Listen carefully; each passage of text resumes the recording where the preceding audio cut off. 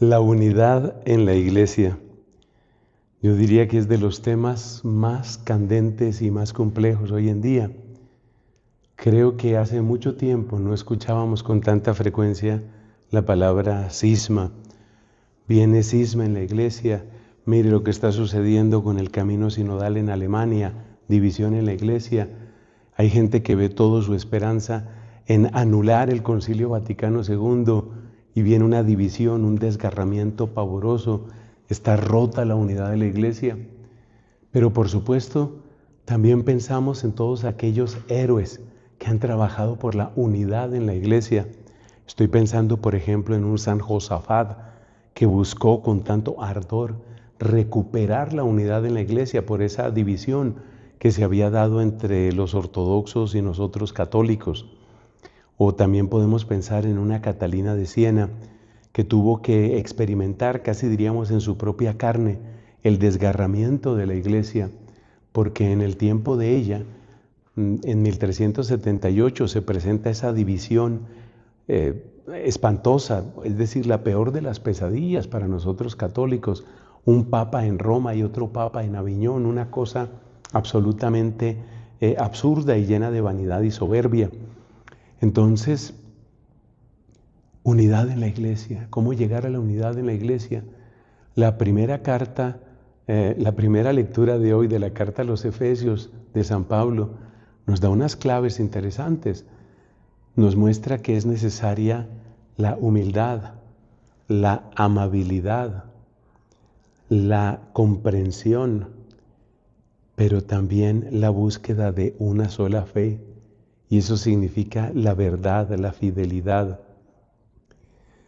Y yo creo que lo difícil de trabajar hoy por la unidad en la iglesia está en mantener juntas estas cuatro palabras. La humildad.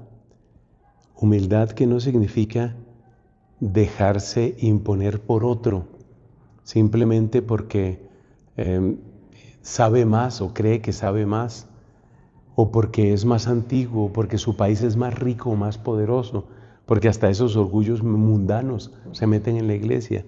Es humildad, pero sin dejarse aplastar. Es amabilidad, pero sin ceder en lo esencial. Es comprensión, y sin embargo es entender también que la traición a la fe pues está implicando siempre un daño para la persona. Y por supuesto es conservar esa fe, pero no desde el orgullo, no desde la arrogancia, no desde el fariseísmo de creer que somos los únicos buenos o somos los únicos que sabemos y que nadie entiende nada. Conservar estas cuatro palabras es difícil, y si nosotros buscamos en dónde está la unidad de ellas, nos damos cuenta que está en la unidad profunda entre la caridad y la verdad, o como me gusta decir, la caridad y la claridad.